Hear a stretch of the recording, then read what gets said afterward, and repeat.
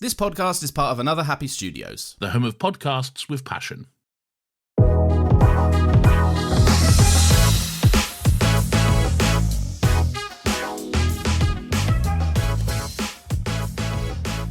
Hello and welcome once again to Talking Pictures Podcast. I'm your host David and joined with me as always my co-host Brian. Brian, how are you today? So how do you want to do this? Vent out first, get out all the bad? I don't know what you're talking about. What do you mean? I don't know what you're talking about. What do you mean you don't know what I'm talking about? I don't know why. You think that I'm coming out here with a negative perspective. I don't know why you... You are coming out here I don't think with a so. I don't think so. Listen, before we get talking about what we're going to talk about today, I want to welcome everyone. I want to welcome all the new listeners. I'm going to welcome all the returning listeners to Talking Pictures Podcast. My name's David. I'm joined by co-host Brian. We have new episodes every single Wednesday. So if you haven't already, make sure you subscribe to us on your favourite podcasting app of choice to never miss an episode. You can also follow us on all of our social medias. They're down in the links below. Brian, we're here today. We normally do a trailer of the week, but we're not going to do a trailer of the week because... We don't need to. We're going to talk about what some would consider the best series of Netflix's history that has finally come to an end. It started in the year of our Lord 2016, and it has ended now in the year of our Lord 2026. 10 years. 5 seasons. 10 years. How crazy. I think we've known each other for the entire history of Stranger Things. No. No? Stranger Things came out before we were in college. That's how long Stranger Things has been running. Is that the first season of Stranger Things came out before we were in college. Mm-hmm. We then went to college. We're now out of college longer than we were ever in college. And the show has just ended. And what's mad to me about that is that it has ended at season 5. It's taken that long to get 5 seasons out of Stranger Things. All the greats are. All the greats are, David. Yeah, okay. If you say so. I do say so. Listen, we're coming at this from 2 very different perspectives when it comes to Stranger Things. I am coming at it from a guy who I have watched every single season of Stranger Things, only ever once. Because I was like, yeah, that was good. But I was never like, oh, I can't wait for the next Stranger Things. Mm-hmm. Or I was never like... If someone asked me for a recommendation, I would never say Stranger Things. I would never recommend it to people. I never got the massive hype that was around Stranger Things. I never understood it. I never understood why people loved it so much. Before season 5 came out, I have rewatched all of it. So I felt as though if I'm going into season 5, and I could have just gone into season 5 with the relying on my memories from the previous seasons. But I went, no, you know what? Every single time that a new season has come out, I haven't watched the previous seasons. I'm going to give myself, I want the full experience, the full story, from the disappearance of Will Byers to The Right Side Up. I want the full whack from episode 1 to the final episode. And that decision, David, is precisely why I decided, okay, we're talking about this. He has to do it now. There's no excuse. Well, yeah. If you weren't going to watch Stranger Things from start to finish in anticipation of the show ending, I would not be... holding your hand and at gunpoint. Yeah, holding my hand at gunpoint, yeah. Forcing you to have this conversation. Fell on my own spear, really, didn't I? Set myself up for failure. Self-inflicted. Yeah, but where do you stand on Stranger Things then? Me? Yeah. Who is easily led by music? That's true. Yeah. That's a good point. Yeah, you are. Yeah. What can I say, man? Like, as soon as I watched season 4, I realised how the fuck did I not picture Stranger Things as one of the best things going on today? Okay. Alright. My rundown, my history of Stranger Things. Alright. Sitting in the arsehole of nowhere in Chinatown, New York. And no money in my account. But I had a laptop. I decided to watch Stranger Things. How the fuck I had Wi-Fi or Netflix access beats me. But were you actually abroad when you watched this?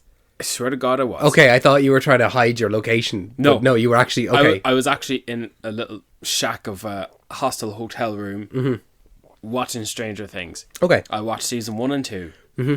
And then 3 years later, Stranger Things came out.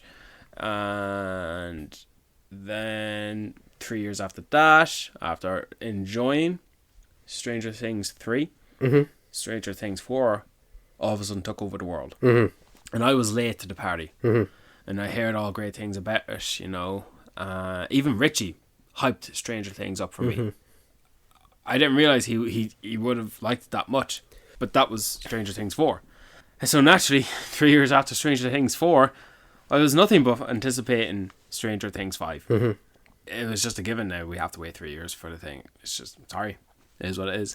And you know what? That's a problem not just with Stranger Things. It's a problem with the industry. It's a problem with anything. Like, you're waiting so long for all of these shows, and like I know I'm making jokes about it that this is how long it's taken, and it makes the story worse, I think, and it makes It forces aspects. you. It forces you to have to repeat reviewings. Yeah, and it's just like sometimes it's not always the case. Like, you don't want to have to spend more time to watch something you already have watched. no, because there's so much stuff to watch. I don't want to have to go back over the things that I've already watched before. Like, it's just there's such a poor momentum. I think one show that does it really really well is The Bear. Bear seems to be producing because it's so short. Yeah, but it's still high quality. Yeah, but it's still so short. Yeah, but it's still high quality. It's so short. Yeah, but it's high quality. So there's not much visual effects. Okay. But I mean, like, it's Stranger Things. It is not. It's there's no argument. It is the Netflix show. Yeah, it's one of those things that makes me think: what has Netflix got now? What is their pull? What is their big tentpole show? Yeah. What is the thing that is going to carry subscribers? Yeah, because Stranger Things was it. Yeah. They normally don't greenlit shows beyond 3, and they made it to 5. They have some shows that made it to 6, but they're not as expensive, and they are specific. And I'm still drinking my beer from 2025 wrap up. that's how bad of a drinker I am. Is I'm still drinking the same can. You got any more? I get you one more if you want one. Yeah, Man, God, got him on the limit. So Stranger Things 5 comes out. You know how I would describe Stranger Things? Yeah. Before season 5 came out? What? I would have said Stranger Things is a really great one season show. I'd say it's probably one of the best one season shows going that just so happens to have 4 seasons. I think that if it was a limited series with that first season, it would have gone down as one of the greatest limited series in history. I don't know what drink you're fucking inhaling right now, but how wrong you are. That's just my opinion, man. Now, I would have said that it's a fantastic, it's an amazing one season show that happens to have 4 seasons. The 4 season show has 2 amazing seasons, and now that it's a 5 season show, I say that it has 2 amazing seasons. That's where I stand. That's just a little prequel as to where I stand with the show. I really need you to elaborate, to really point out to me why it is not good. Like, I can tell you. Are you going to tell me that you like The Flash more than Stranger Things? Why are you bringing The Flash into I'm going to this? bring up like 5 or 6 shows that you watched than that I watch sometimes, and I'm going to see where it lies in the scale.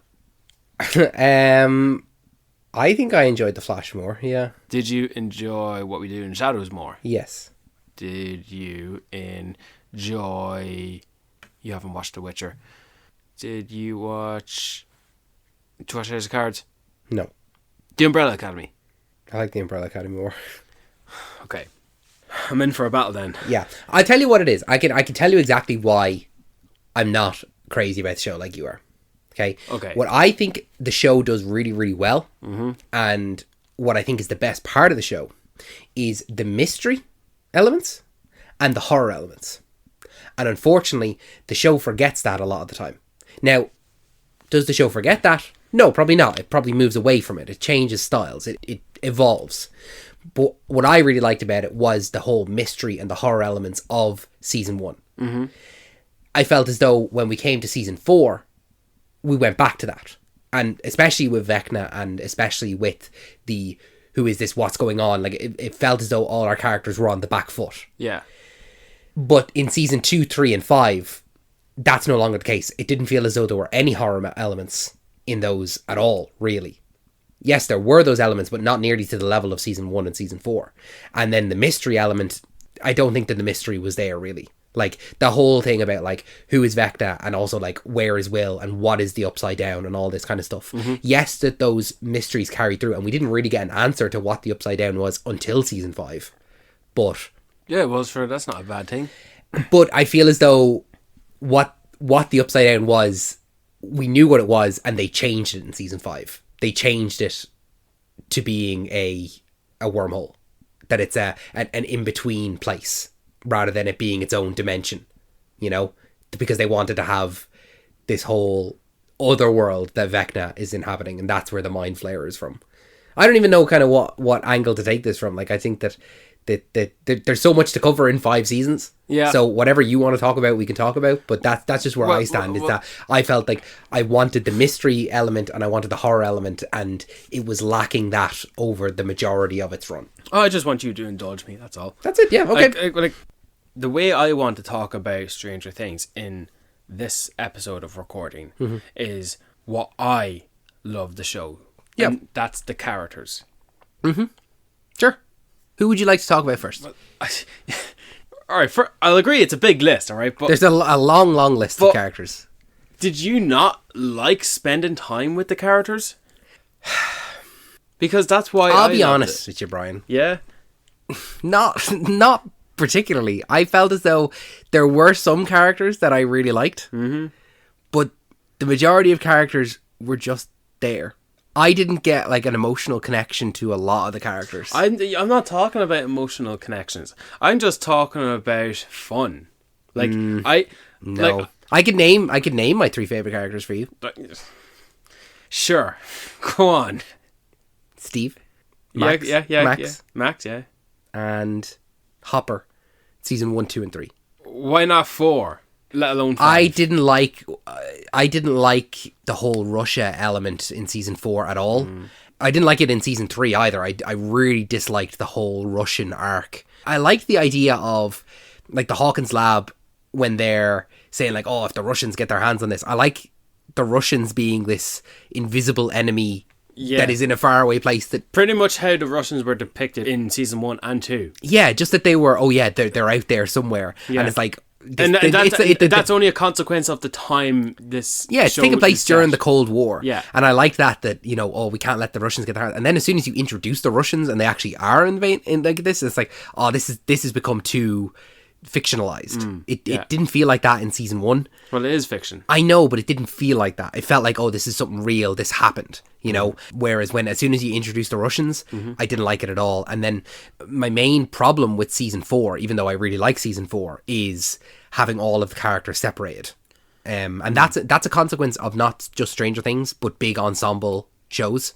Having so many characters separated just meant that there was so little interaction between the characters. And then having Joyce, Hopper, and Murray off in a completely different country, it was like, but I want to see them interact with the kids. Like, that's one element of Stranger Things that I do like, is that the monsters are happening and all this weird stuff is happening, and it's not like only the kids can see it and only the kids are involved and the adults are like, brushing them off, whatever. As soon as the adults, essentially as soon as anyone is involved with the Upside Down or any of that, they're involved in the plot. Yeah, as soon as they are introduced to the otherworldliness of Stranger Things, they're in. It's welcome to the club. Yeah, they're 2 feet in. You're part of this now, and you got to deal with it. I really like that as we continue, because Stranger Things had its fixed collection of characters. For the majority, it was the kids. And then it was Nancy and Jonathan, and by the end of season 1, it was Steve. Yeah, Steve was on the periphery. Yeah, and it wasn't until season 2 I feel like Steve was properly in there. Properly 2 feet in, where he's there from the start. Yeah. Whereas Joyce obviously had her own. She was like the maniac, crazy woman, but then even Hopper gets involved, and by season 2, everyone who's involved in season 1 is there for season 2. Even Will Byers, who. That's his first meaty performance for Stranger Things. In season 3, that's when we start introducing characters. Well, technically Max was introduced in season 2, so I guess she's the first. When you have your trilogies and such, that's when in the second part they introduce new characters to join. Like Lando Calrissian for one thing. So that's just one example off the top of my head. So Max in season 2. In season 3, it was Robin. Uma Thurman's and Ethan Hawke's daughter. I think she's a great addition to the. I really like collection. My Hawk. Yeah, she's great. Yeah, she's awesome. I think this show nearly made her. And then in season 4, Eddie Munson. That show made Joseph Quinn. Yeah, he's arguably one of the biggest stars to come out of Stranger Things, having only appeared in one season. And he wasn't even in the opening credits. And rewatching Stranger Things, he did steal the scenes he was in nearly, and he's coming into a show, into scenes with characters we at this point just love and so are beloved. Speaking from my perspective, of course.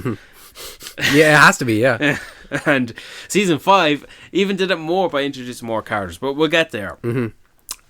like I said, I don't necessarily want to talk about the plot so much because season No, we one, can mention plot points as we talk about characters. as we talk about them. But yeah, like Yeah. I just want to say, season 1 and 2 are very much part 1 and 2 of the same story. Mm-hmm. Season 3 does delve into its own thing, and you know they're teenagers at this point. They're rebelling. Mm-hmm. Season 4 is my favorite season. I think so too. Yeah.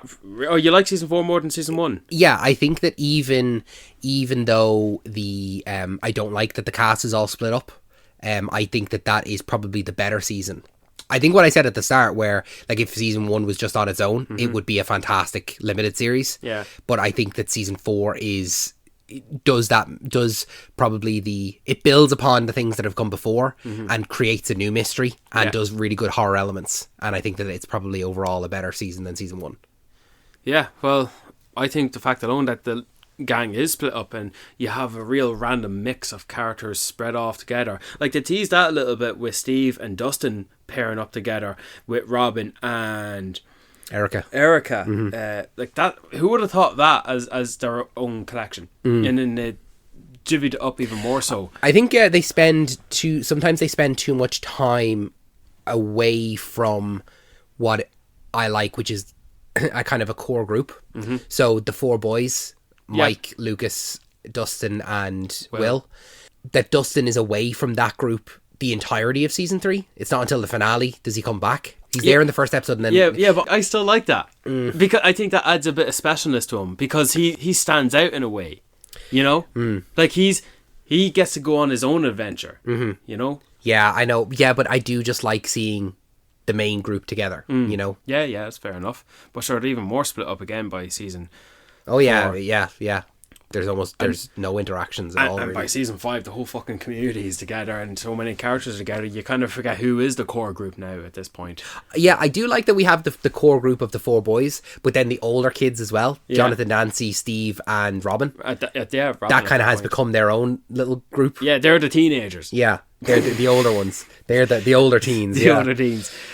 But one last thing I just want to say before we go character to character. What I love about Stranger Things, and you touched on it a little bit, is that when characters are introduced to the otherworldliness, you're then in. You're a part of it. Like, Eddie was a part of it in 2 ways. He was a victim because he witnessed something, and then he was brought into the fold. Yeah. When Robin was introduced a season before that, she sees the penultimate episode where 11 is pulling something out from her leg because the monster attached something to her, and then she's saying, "What, you guys have powers?" And Steve's going, "Yeah, Catch up. Yeah. which I fucking just love, you know. And he's the one who had to play catch up in season 1. What I like about this is that in this particular collection of characters, Hopper and Joyce, and I guess by a certain extension by season 3, Murray, are the only adults in the know, and that's the fixed way it's always going to be. We get a little bit of it with Karen there in season 5. That's what I wanted to talk about. The barrier is broken when you have Mike's mother get involved and she witnesses it. It's like now the rest of the world knows. Yeah. You know, That's something that I was afraid of with season 5, that season 4 ends with such a monumental change to the world that I was like, oh, well, if we start season 5 and just like still no one knows about the Upside Down, it's like, what are we doing here? Now, they did kind of do that. a little bit, yeah. But I was okay with it considering the changes they made within the world, where the military had taken over and they had explained it away by, oh, it's just an earthquake, and they put the metal like closing up the Upside Down and stuff like that. Yeah. Like, I suppose I can't say that the story got to be too big compared to how it was in season 1, when I was like, okay, season 4, you've made this monumental change, you've made it so big, continue with the bigness. And then if they scale it back, it's like, oh, but I wanted them to scale it back, so I don't know what I wanted exactly. So, but what they provided me, I was okay with. I was like, okay, yeah, that seems fair. Well, let's get into it. Yeah. We've got a big one. We just hit the 21-minute mark, so wrap this up in 10 minutes. Yeah? Yeah. I might make it in 5. Yeah. Who you want to go for? Let's start with I guess what is poised as the main character, 11. Yeah. Let's go there. You go first. What is there to say? She is a strong female character. I liked her development throughout, where, you know, she's mute, season 1, and by the end of it, she is speaking in comprehensive sentences. But she still does have that element of, like, still doesn't fully understand everything. Like, there is... Her grammar is still not... Yeah, it's not point on. She pulled a line out there with Hopper when they were in the Upside Down in season 5 where she was like, compromise, COM, promise. Yeah. And I'm like, okay, I like that. That's a callback. Yeah, she has a good memory of these things. Well, it was only 2 years ago, like. Yeah, that's another thing that's just mad, is like they want me to believe that these kids who are, they literally are now. Millie Bobby Brown started as a child and now she is married with a child. Now, she adopted the child, fair enough. But it's like, come on, you still want me to believe that these kids... Like, as far as I'm aware, okay, if you actually look at the kind of scale of how these kids should look, the way that the kids look in season 3 is how old they actually were in the final season 5. That's how old they should have been. That's how old that's what they look like when they were that age. Yeah. And that's how...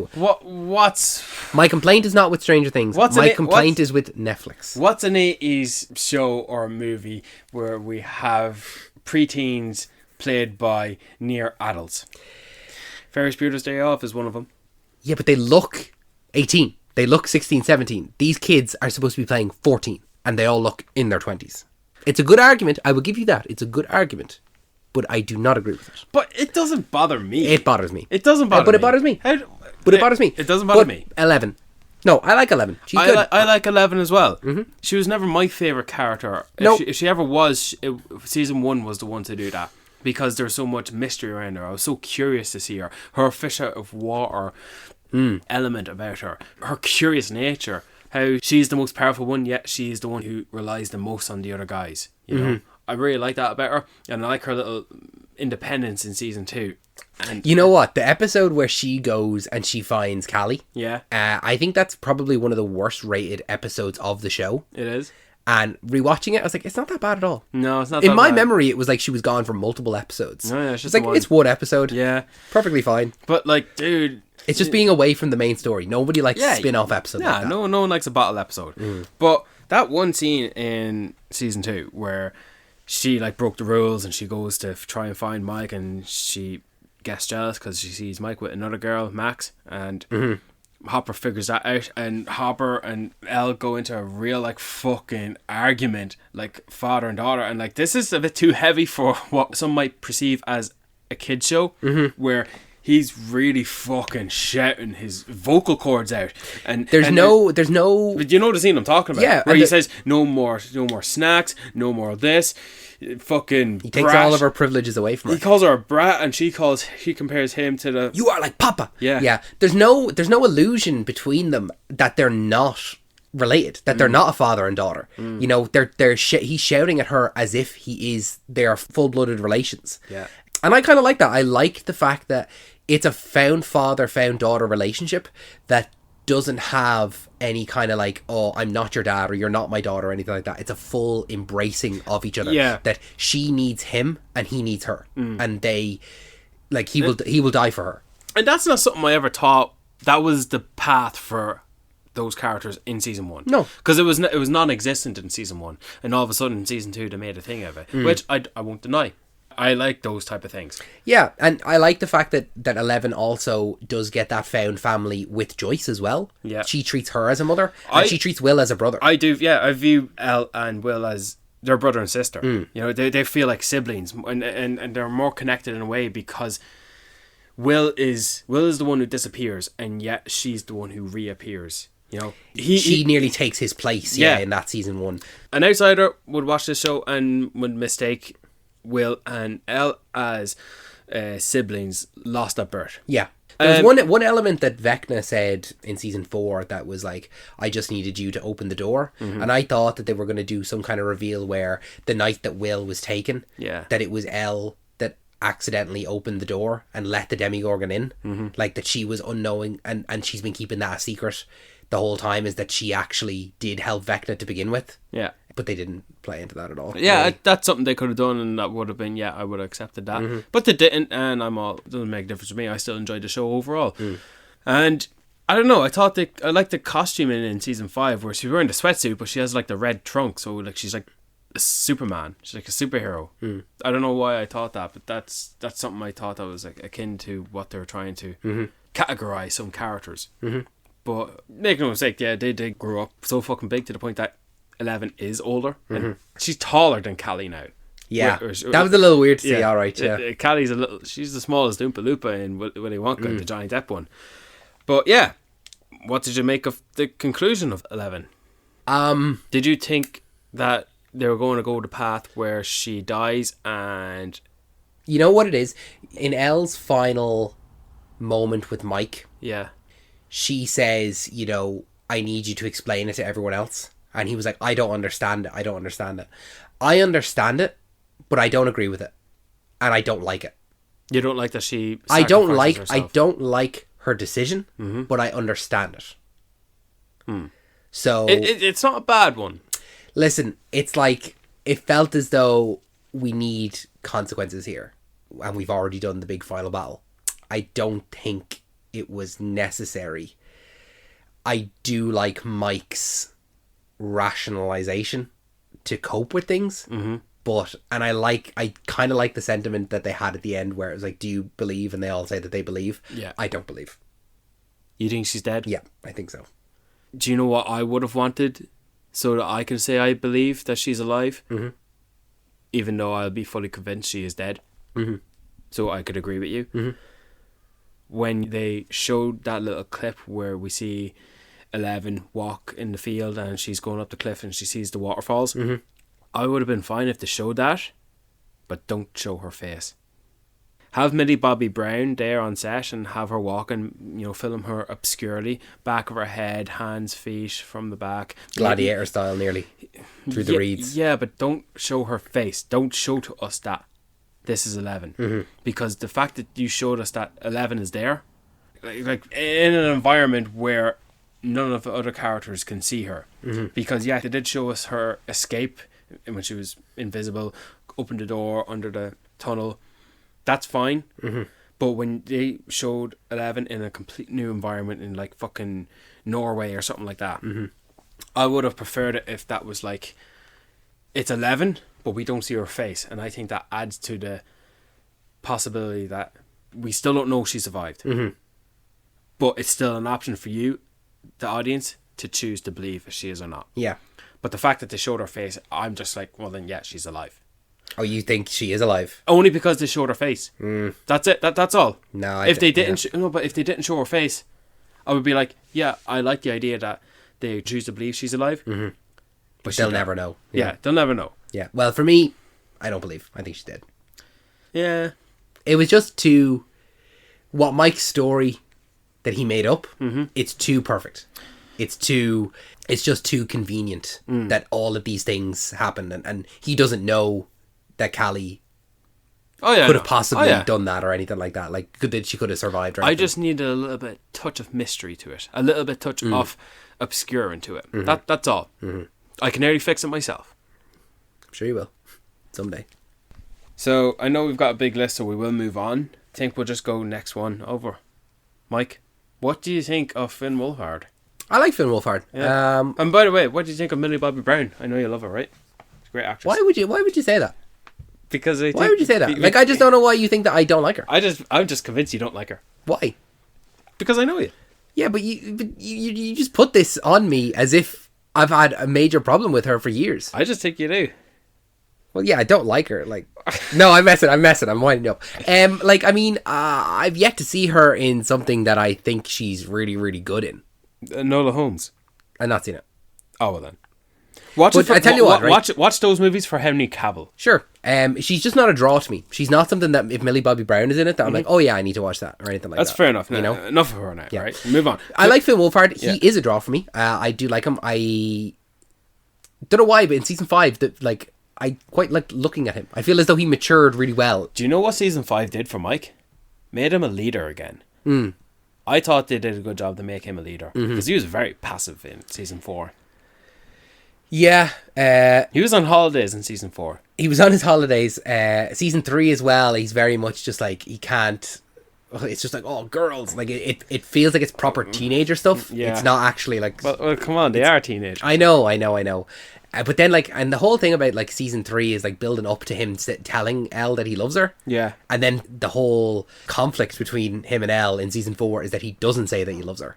And it's like, but season 3 was building to this, and now he won't say it. It just felt like, But that was like 3 years ago, so. it was contrived. It was like, we need to have some kind of a thing to drive a wedge Well, between yeah, them. what's the point in having drama if we don't use it? No, but it's contrived drama. It's like not actual drama. Alright, well, I don't really know what contrived means, but... It's made up. It's Stranger all, Things is made up. No, but it's made up drama, as in, like, it's not, you're doing it for the sake of making drama. Alright.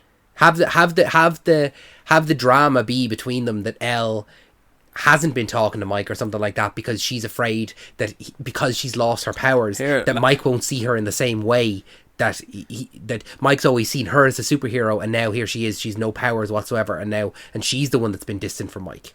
There's no reason for Mike to be distant from her and not tell her that love him. That's a more natural thing than the contrived that Mike, the guy who at the end of season 3 was telling her that he loves her, to now he won't tell her that he loved her. It's contrived. That's what I mean. But Here, man, calm down, alright? It's only Stranger Things, right? alright. Okay, Alright? listen. But Mike is a... Do you know what I feel like we've learnt to label a protagonist in a large ensemble? Whether it's the character they write them or the actor they get to play them. Mm-hmm. Finn Wolfhard playing Mike is a safe choice to be a leader. Mm-hmm. Another one in such a diverse cast where they have Pedro Pascal play Reed Richards, he's a safe bet to play a leader. Mm-hmm. Mike is just a safe leader. Mm-hmm. You know, he can come across as bland. He's an everyman. He's an everyman. Mm-hmm. And maybe that comes across as generic or too straightforward and lacking in niches within his character. Mm-hmm. Like, some of the interesting things about Mike is the fact that Nancy is his sister. Sometimes you forget that. Yeah, that Yeah. they're actually related. And even more so in season 5 where Holly is to show a relationship there. Mm-hmm. And it's just funny now that, like, we see Mike as shorter than his mom, and now by the end of season 5 he's taller than her. He's taller than Nancy as well. Yeah, and he's only 2 years older. Crazy. What? He's only like 2 years older. He's crazy. Yeah, I know, right? But yeah, I like Mike. Do you know what? Do you like Mike? I do. I do like Mike too. The streets. I was kind of convinced that Mike could have died. Yeah, I could have seen Mike dying. I thought Mike was a real possible option Yeah. to die. Mm-hmm. You know, for having stakes and consequences. I would have more accepted Mike sacrificing himself than Elle sacrificing herself. Like that. Well, yeah, because Elle didn't sacrifice herself. Elle killed herself. Let's face it. She went and killed herself. we talked about her already. Yeah, no, I'm just saying. We're I'm just moving saying. on. I'm just all saying. right? But yeah, they did good. And do you know what? It felt right that he closed the show. I like that he. Yeah, closed he's the it. storyteller. He's the dungeon Yeah. master. So Yeah. the thing that I was afraid of, and I think a lot of people were afraid of, was that the show was going to end on a D&D game where it was going to be a flashback, and it was, or like It was that a they game- had pre-recorded it from season 1, and it was and a this game whole that- whole thing was a game of D&D. And They- I was afraid of that. I hate the trope. It was all a dream. They would never do that. I hate. No, Brian, I disagree. They would do it. I think that somewhere deep down, the Duffers thought about it, and they said, maybe should we get them to record this just in case, and then maybe they realized it won't be satisfying. But I think that it is something that they thought about. They would have done it.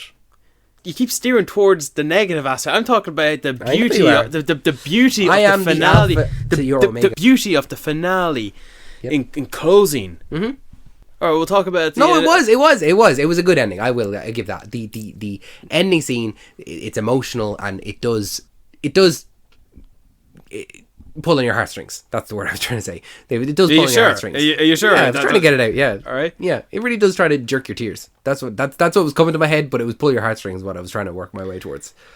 No, it's a good ending, and I like that all of the characters, they get emotional in that scene. I like the final game that they're all playing. You know, that this is who they are, is playing the game together. I love. I actually quite like Max's reaction to it, like that she lost. Like, this can't be over. This is bullshit, and she's like throwing everything out there. Yeah, part of me does feel like she's only reacting to that because there's nothing else for her to do, and yet she's one of the guy's girlfriends, so she has to be there. But A trope I don't like to see in women sometimes, when you have a group of male friends together. They're the most masculine. Yeah, but like one of them has a girlfriend, and because the girlfriend is also a main character, but she's not part of the lads, you have to do something for her. You know, maybe have her play, I don't know, rather than watch. No, I feel as though she was playing. Was it? Yeah.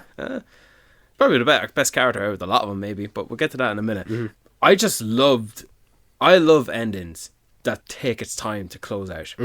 The finale was 2 hours long, and the first hour was all the battle, and the latter hour was Wrapping it up where our characters going. Because 10 years, you gotta wrap something up and take your time doing it, and I like that they took the time making it, they take their time wrapping it up. Exactly. And rather than going to the former bitch who wouldn't dance with Dustin to her party, they play D&D. Fucking great decision. I don't play D&D, neither do you. Nope. Still a great decision. And they all put their scripts back, their books, one by one, as if it's them saying goodbye to the show, and it's all very emotional. And you know what? They each had their moment going up the steps, except for Dustin. Max goes up the steps. Lucas goes up the steps. Dustin doesn't have a shot going up the steps. I didn't notice, yeah. Will goes up the steps, and then Mike goes up the steps. That's what bothers me. Is that you didn't get to say goodbye to Dustin. There's no shot of Dustin walking up the steps. What the fuck happened there? I don't know. No, seriously, what? I don't know. I didn't notice it. I would rather know an answer to that rather than 10 other random questions about what the show didn't answer. Alright? I don't care about the fucking rock. Let me know. Tell me why Dustin doesn't have a shot where he walks up the steps. But what really got me is all the younger kids coming down the steps, and they start to play their own game, and Mike looks back, and that's what really got me. And I really like that a lot. Moving on, please. So many characters. I know. Who are you going to choose next? Lucas, I don't have much to say on Lucas, but I do like Lucas, and I like the arc he goes on in season 4, where he tries to kind of separate himself from the group. Yeah. But it's not like he's trying to separate himself. He just wants to be cool. He wants to be a popular kid, and he even says it to the guys, like, if I get in with them, you guys come with me. And they're like, has it ever occurred to you that we don't want to be popular? And his kind of come around on that is that, like, yeah, these popular kids aren't the best for him, and so it's actually his friends that he needs to stick by. I don't know who in the world would say Lucas is my favourite character. But in a team, he's wanted. He's always going to be wanted, you know? And by the time season 5 comes around, and he's just walking down the hallway, standing up to the bullies who are fucking pulling bad moves with Dustin, he's like, when the fuck did you just fucking turn into Thor? But he did. Like, they make him start off to be like a hesitant. He's like a non-believer. Like the other guys are Catholics, whereas he's an atheist. And they actually smooth him around. You know, they gave him a love interest in with Max and Lucas. You're right. If I'm gonna be honest and blunt about it, there is not a whole lot I can say about it. But he is always tossed up to be the jock, and they always had him be the one to, like, his go-to weapon, his signature weapon. The slingshot. Yeah, and that's actually pretty cool, and he kept that all the way throughout. I like that. I never thought he was ever really in danger. No. Like, but maybe in the fight in season 4, the fight with the jock. Yeah, but I still never thought he was in danger. But I think the best we got of Lucas, unfortunately, or the opposite of that, is when he's sharing scenes with Max. And I think that what I really liked about is that his sequence in the hospital in season 5 when he is trying to rescue Max, and he's carrying her and the fucking radio playing the music, and he's fending himself off from the demo dogs. Yeah, and he's refusing. Then when Robin is like, we need to turn off the radio, and he's like, no, we can't. Like, she's coming out of this coma, and he's like refusing to, even if it means him dying. And the other two, Max has to come back. Yeah.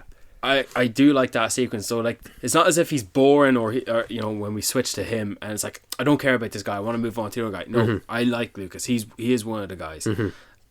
So yeah, he does have good stuff to go to. I want to talk about, fuck it, Max. I love Max. Max is my favourite of the group, I think.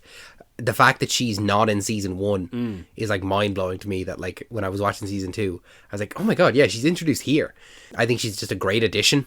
Normally it's people are like, oh no, I only like the main characters, or I only like the original characters, but the fact that she's introduced in season 2, and I think she is the best part of the group. I just really like Max. I like her from day one. She is the first new character out of the whole show. And season 2 ends with 11 not liking Max at all. No. Because she's the only other girl in the group. And it's in season 3 that we see the two of them start to develop a friendship, 11 and Max. And they obviously start off with Max in a relationship with Billy, her stepbrother. That whole thing, I feel like they did more with the relationship between Max and Billy after Billy died. Yeah, I feel as though Max was super heartbroken about it, but also like heartbroken about it. Like that's what kind of started her off in her depression. But then also like we would hear stories about how awful he was to her and how abusive he was to her, and we didn't ever see that. We saw him all right be abusive to her, in like, and shouting at her and insulting her and stuff like that. Yeah. But the way that she was acting, it's like we never saw that level of it. Well, I saw enough to be convinced that was happening. I didn't need to see it. I didn't need to see it either, and I believe that it did happen, but it definitely was a tell don't show kind of situation. But the fact that making Max go through the path of depression to the point where she's actually one of the targets in season 4, like she's a proper victim. Like she's a MacGuffin. At She's the thing that they need to keep safe. Yeah. I thought they were very clever in the stories they were giving Max, and I think because of that fact alone, that propelled her to be one of the most fan favorite characters overall. Like to the point where when they concluded her narrative in season 4, where she's the lingering question, I think, from season 4, like what happened to Max and where is she? Yeah, and when is she going to come back? And she's got arguably. No, I wouldn't even say arguably. She's got the most iconic or the best sequence in the whole show. And what's that? The running up that hill sequence. Which one? The first one, when she escapes Vecna for the first time.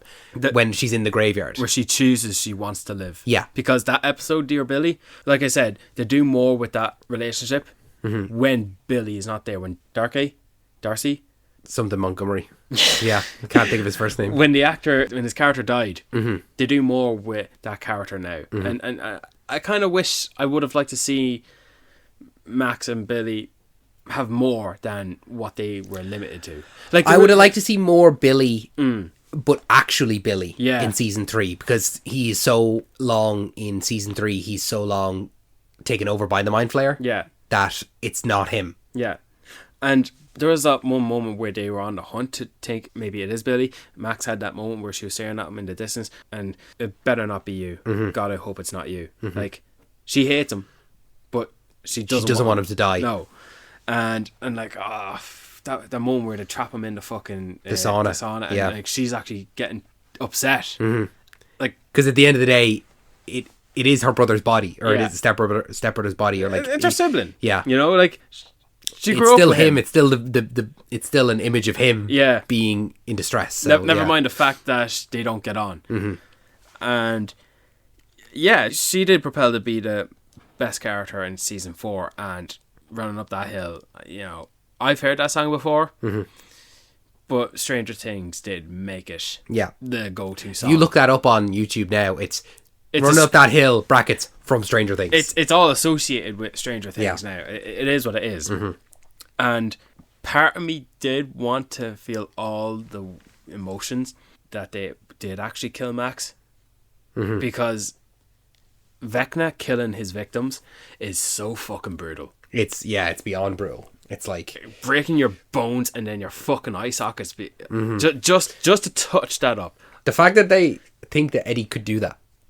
Oh, I know. You know, it's like, it's unbelievable. But I suppose it's like, it has to be Eddie, because what else could do something like this? Guys, it was the 80s. Yeah. So there's not much thinking back then. That's true. But to kill a fan favourite character, especially in the season we've seen her in, the journey we see her go on, and to think her with the idea that this is how this character dies. And in that fucking sequence, her arms and legs breaks, and then her eyes start to bleed. This is while she's floating in the air, and then she just collapses, and then she comes to, and then she starts saying, "I can't see or feel anything. I don't want to die. I'm not ready." I was convinced she was going to come back blind. I thought that was how we were going to have Max this season, was her wheelchair bound and blind. I'm glad that's not what happened. So am I, yeah. But how she came back in season 5 is more or less exactly how I thought she would come back. I thought she was no longer going to come back in her body, and she was going to come back for one last adventure, and it would only be mostly with Elle. Although then again, I didn't really think much to it, because when she did come back, she was, "Surprise, I'm back, bitches," and that's great, And she was wanting to get back for so long, and she'll take 10 minutes to talk to Holly about how great you are. So that's another thing, yeah. But yeah, as soon as she comes back, she was safe. She was as safe as anyone, really. I don't know what I was going to compare that to. But yeah, I like Max. Probably in my top 3 favourites. Yeah, definitely for me. So I want to move on to Will. Will the Wise. Wise. He's a special character, I think. Yeah, go ahead, yeah. Continue. Well, he was missing for the entirety. He's the plot of all of season 1. He's the reason why this show exists. Yeah. And how lucky were they to cast such a great actor. Are you being serious?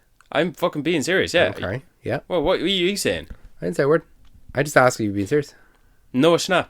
The actor who plays Will. He's a great actor. Do you concur? No? No. Really?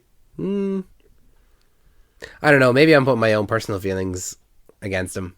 He's very pro-Israel. And that puts me off liking him a lot, to be honest. Are you talking about the actor? Yeah. How do you know that? Oh, it was very widely publicized. Like, he was like posting videos of like Zionism and sexy, and like, he's very, very, very pro Israel. Oh. So that kind of puts me off liking him or saying he's a great actor. Well, if we're talking about the character, I suppose. Let's talk about the character then. Yeah. I think that Will, the character, is a poor character. I think that you don't like him just because he's gay. No, absolutely not. Absolutely not. I would never dislike a character for being gay. And I think that was a terrible thing for you to say. I hate that you think that of me. But fuck him for being gay. How dare he? No, I mean, I'm winding up. The thing that I think that Will suffers from is the writers forgetting about him. So season 1, he is the MacGuffin. He is the thing that we're trying to find. But that's not him being forgotten about. No. Let me finish, Brian. Please. Finish, please. Season 2, the whole plot is like, a lot of the characters are like very concerned for Will, and it's like, okay, what are the effects of season 1 on Will? Yeah. Season 3, who's Will? Will just wants to play a game of D&D. That's all Will wants to do the whole season. Season 4, Will just wants to show Mike his painting. Yes, he has that moment where, we all kind of realize, there's something more going on to Will here, where, yes, he is gay, and we all realize that, but none of the other characters do. But beyond that, he doesn't have anything to do. And it's not till season 5, the writers go, we have Will, we should do something with Will.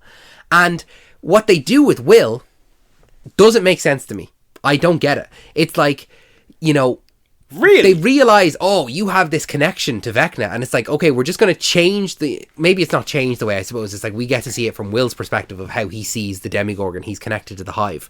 But then, right, Will and Mike are talking, and Mike just goes, oh yeah, you're kind of like a sorcerer. And because Mike says that, then that means that Will gets all the magic powers, because Mike said it. There's no reason. That's not true. He has another conversation with Robin.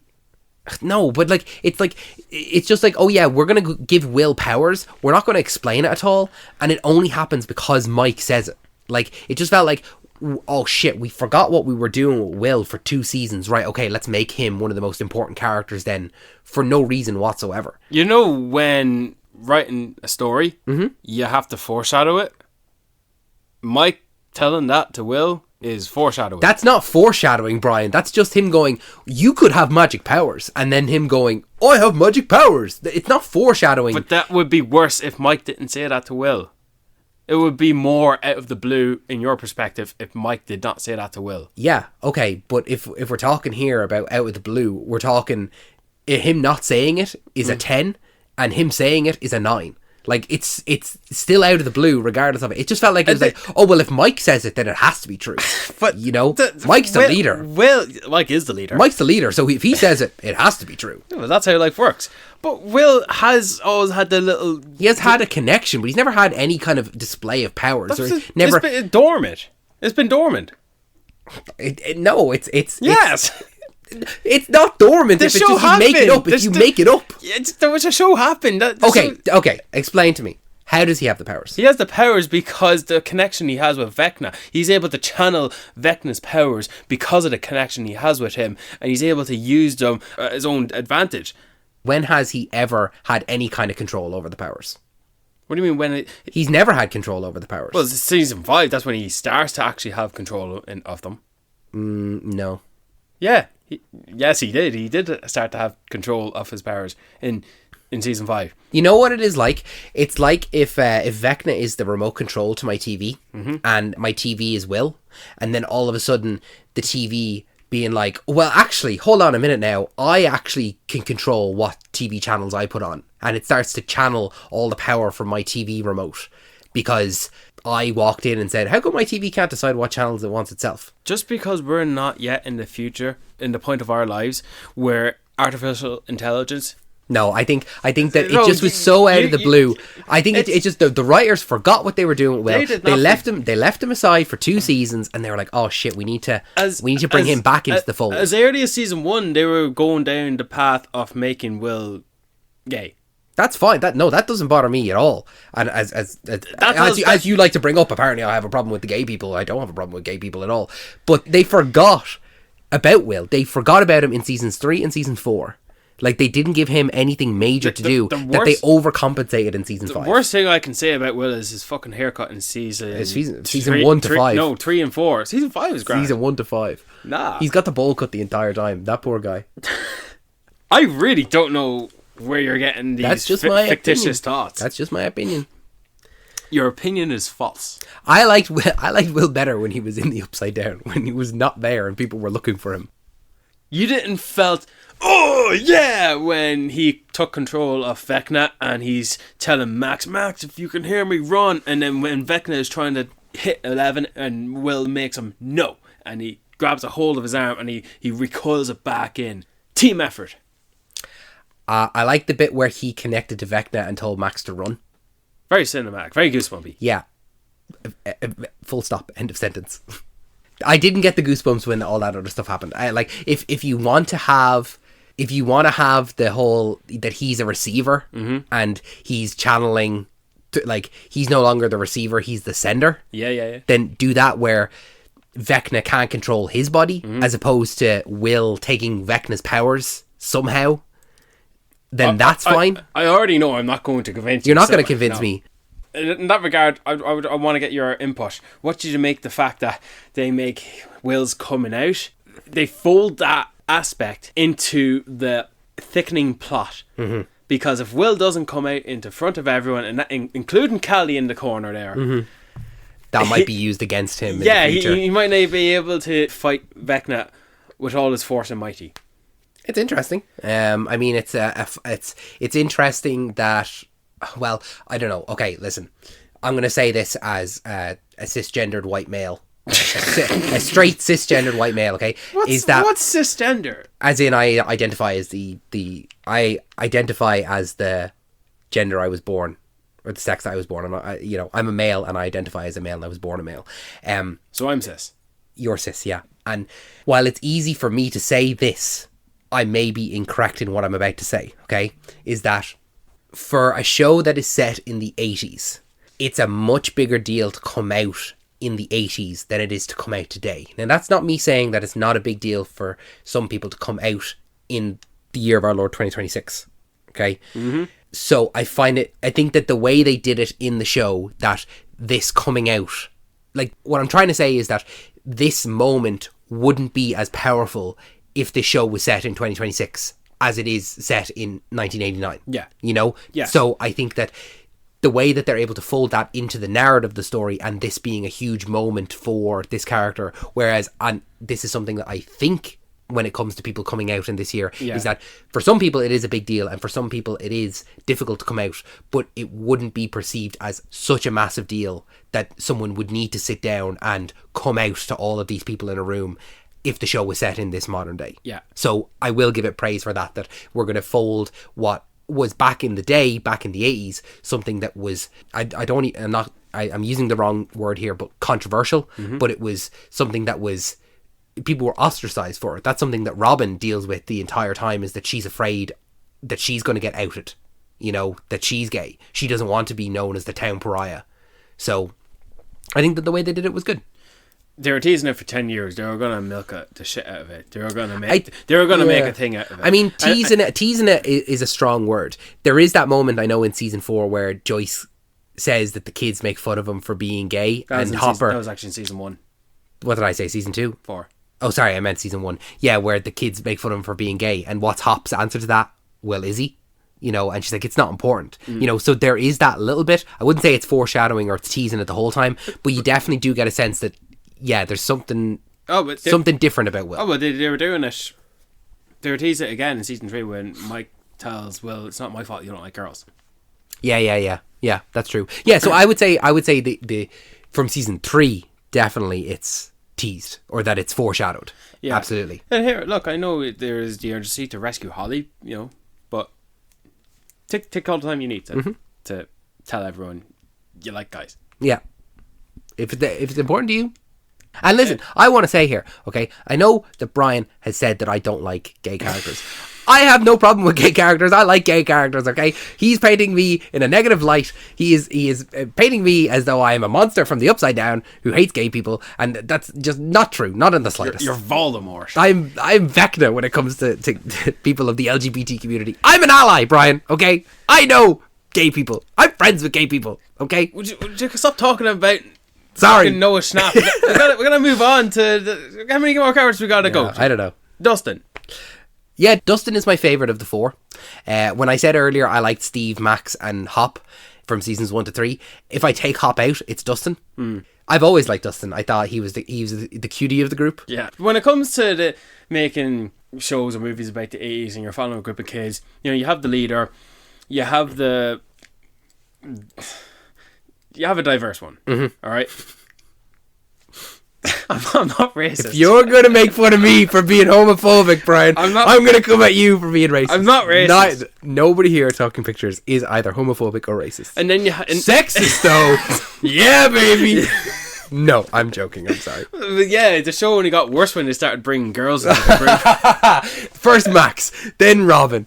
Fuck, then Holly. God almighty. You were just about lucky that 11 looked like a guy. Yeah. That's why they had to shave her head. You know, he just about got away with it. But what was I talking about? Oh yeah, Dustin. Fucking, he's the chubs. He's the chuckles. Yeah, But they're all nerds, but he's the nerd. Yeah, he's the nerd of the nerds. Yeah. Do you know? You know, Dustin was never my favorite. But fuck, man, season 5. Oh, actually, Brian, I'm the opposite. What? I started to really dislike him in season 5. I really liked him in season 5 because of he was a fucking proper shit talker. I disliked him for that. Yeah, but he had no fucking fear. He was not just defensive, he was authoritative. And man, breaks my heart that he fucking has his battles with Steve and he's actually talking down him. That's why I started to dislike him in season 5. I liked the fact that he stood up for himself in the graveyard and he's fighting the other kids. Yeah, which by the way, I don't like that those guys didn't get torn in half.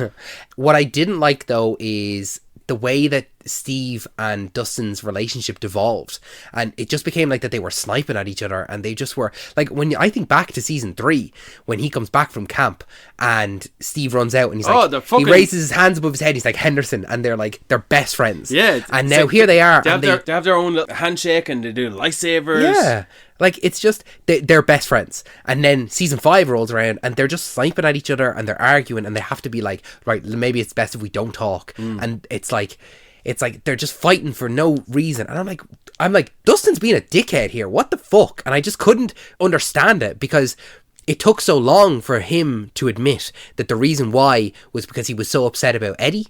And I was like, you're pushing people away because you're upset about Eddie. But then your reason for doing that is that you're afraid of other people dying. But the way to prevent other people dying is not to push them away, but to bring them forward or like to bring them closer. And it just said again, it's the same thing with Elle, where I understand why you're doing it, but that doesn't mean I have to like it. And I don't like it. I don't like the way he pushed Steve away. He's a 15-year-old kid. What can you expect? I just feel like Dustin's smarter than that. When I thought you were going to come at me because he's definitely like 21 at the time of filming this. Like when Max is doing it in season 4, she's pushing people away, but I don't think she's pushing away. She's taking herself out of the equation. Oh yeah, whereas she's thinking about fucking suicide. Yeah, whereas when Dustin is doing it, he's like actively being a dickhead and pushing people away. Yeah. So I don't like that, and I do like the fact that by the end of it, they do come around and they do have an acceptance, and they get on the same page and they come back around to being best friends. And I like Dustin's final acceptance speech, where he's like going in on the principal and he's kind of taking on the baton from Eddie and like, you know, down with the establishment, anti-capitalist and all this kind of stuff. So I did like down that. with the bourgeoisie. I even like the little relationship he had with Susie for a bit.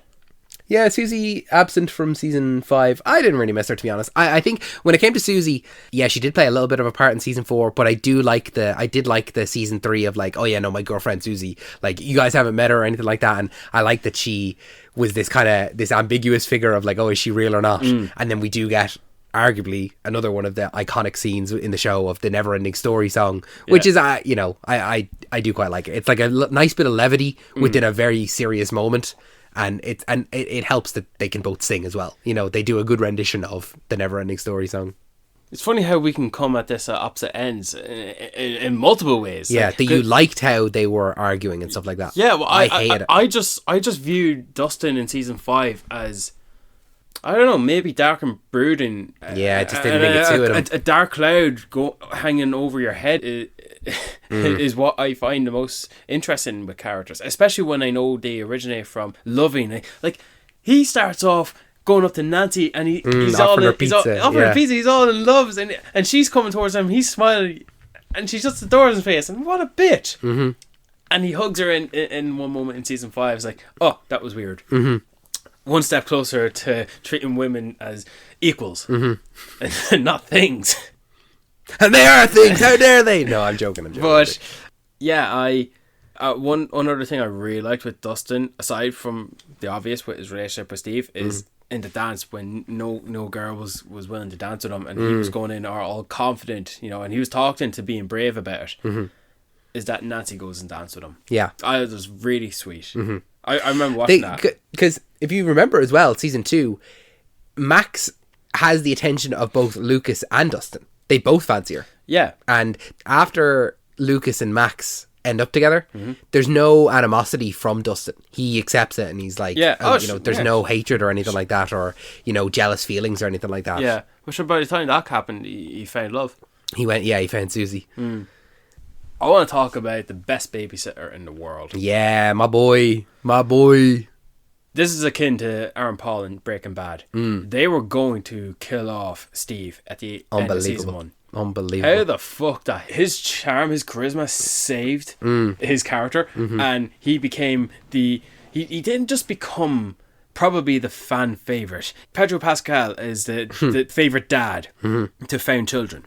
Steve Harrington is the hair Harrington is as the babysitter. Stay away from my kids. You know, I've had some. He's the found mother. He's the found mother.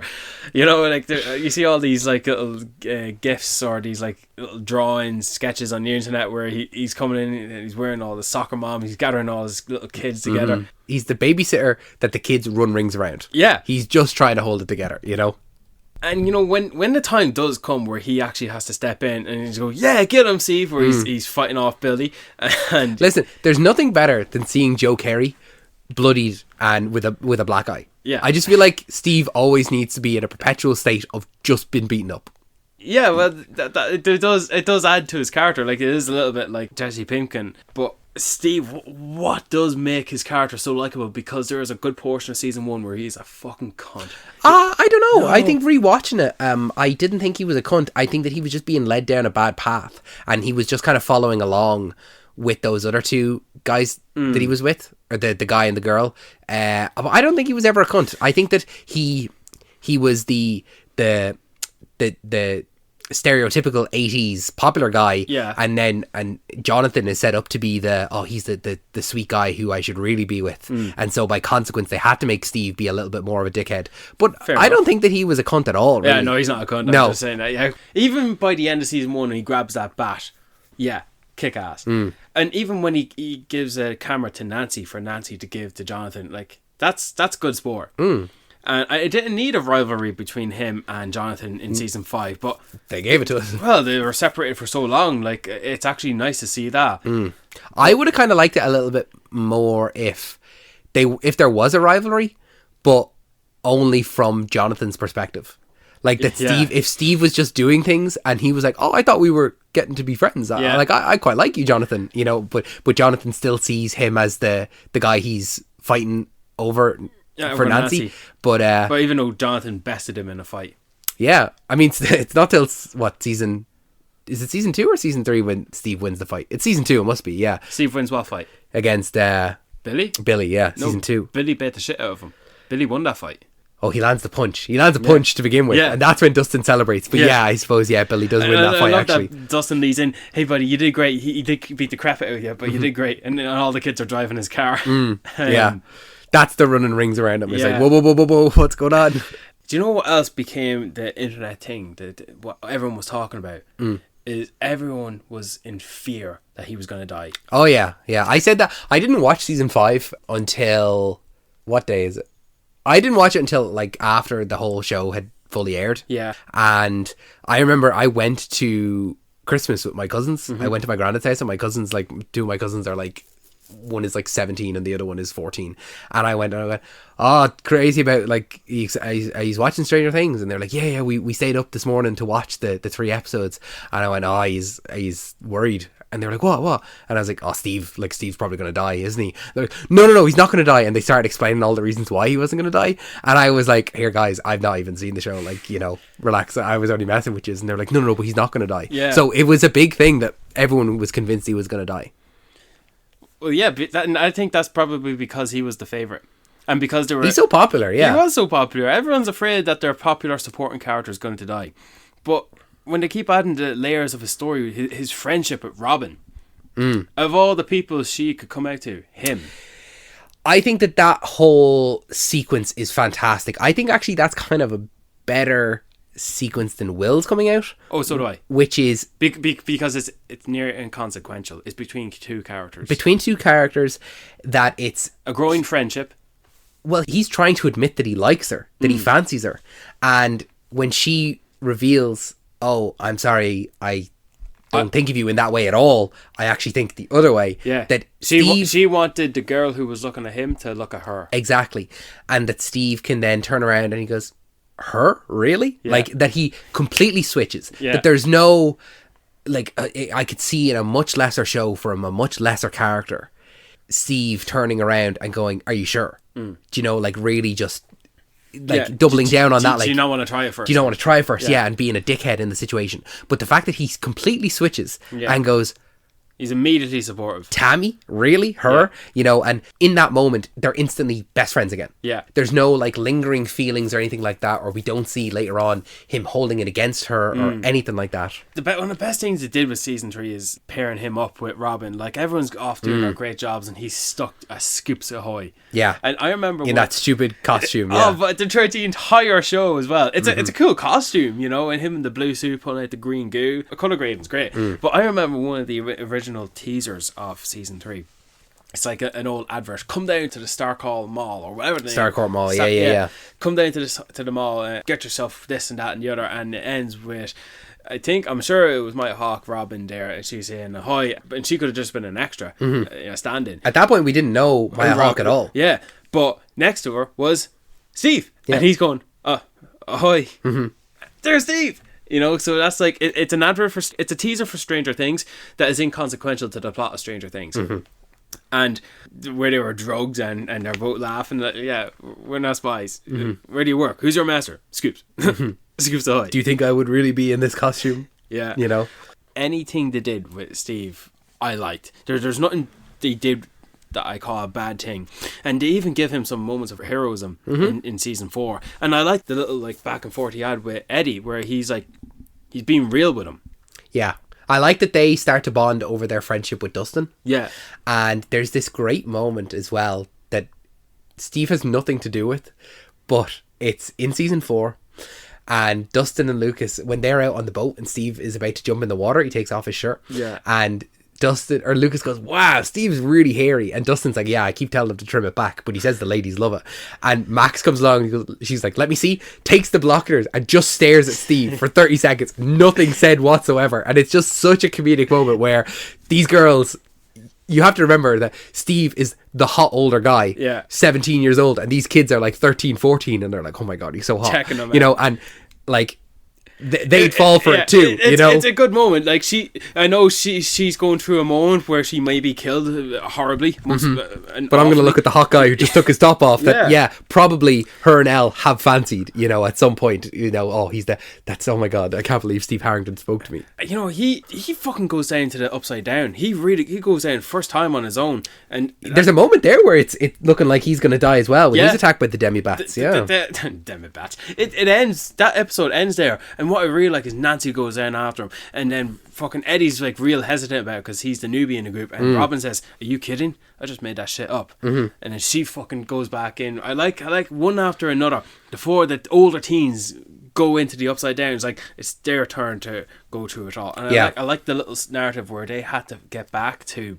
They went to the Wheeler house, and we kind of understand how the upside down works in relation to the lights and stuff like that. Yeah, and we see the guys back in the Wheeler house in the real world, and they're like communicating back and forth, and then they make their way to Eddie's trailer, and they throw the rope into the upside down world. Yeah, and it the just physics of it all. Yeah, I fucking like that so much.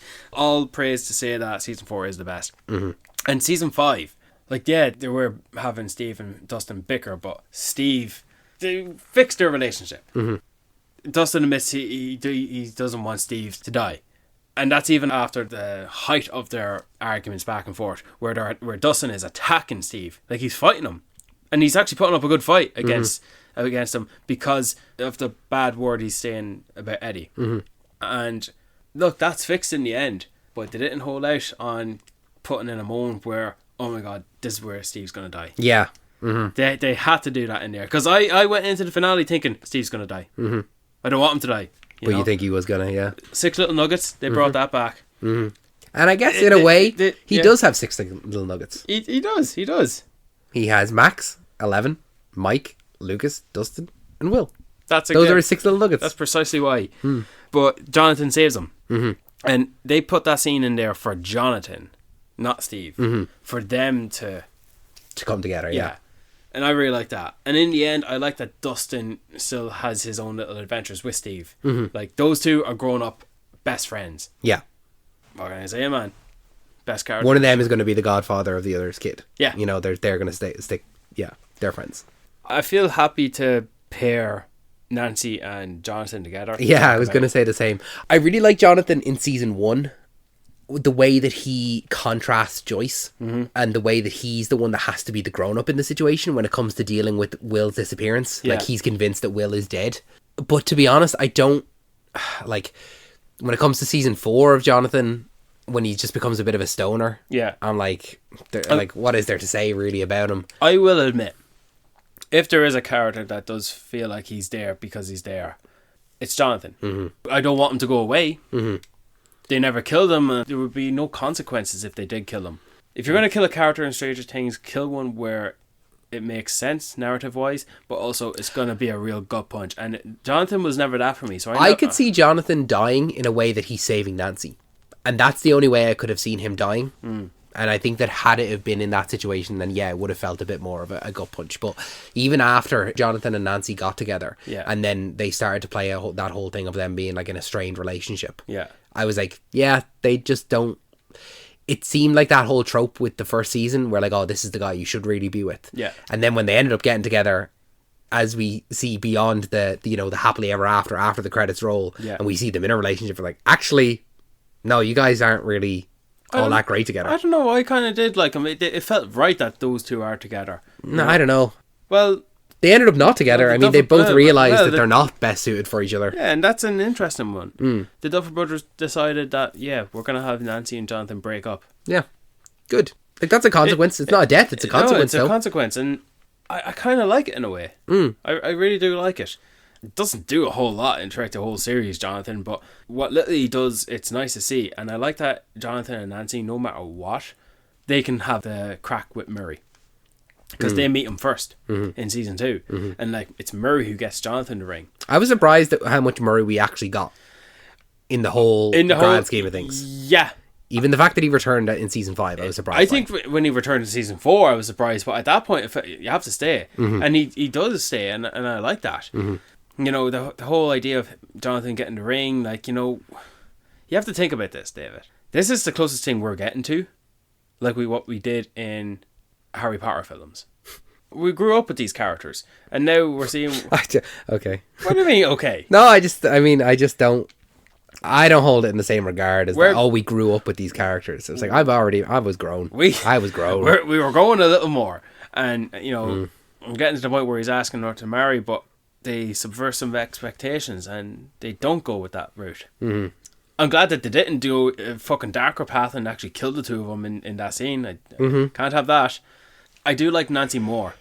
And I do like they kept consistent with her that she's always the one with the gun. She's always the marksman. Can you imagine season 1 Nancy meeting season 5 Nancy?